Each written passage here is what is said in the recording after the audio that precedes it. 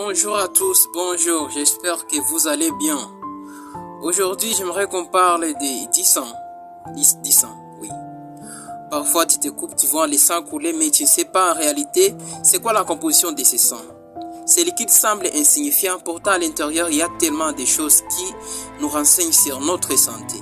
Nous devons savoir que le sang, par définition, est un tissu conjonctif circulant dans tout l'organisme. Il permet le transport des substances nutritives, des hormones. En fait, il permet tant de choses dans notre organisme. Mais aujourd'hui, principalement, parmi les éléments figurés du sang, nous allons nous focaliser sur les globules rouges. Les globules rouges est parmi les éléments figurés du sang qui jouent un rôle dans le transport de l'oxygène dans notre organisme et le transport du dioxyde de carbone après utilisation par nos cellules. Et tout ça se fait grâce à une protéine appelée l'hémoglobine qui fixe les molécules d'oxygène pour l'oxygénation de notre organisme.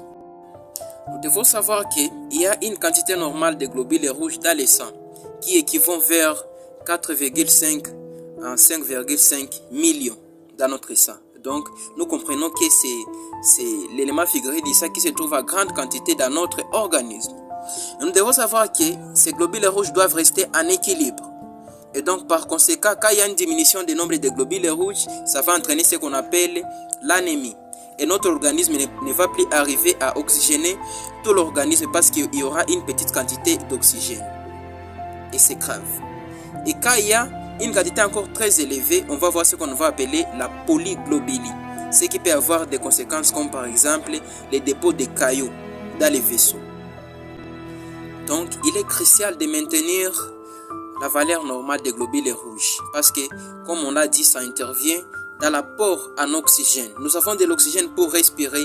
Nos cellules ont besoin de l'oxygène, tout notre organisme.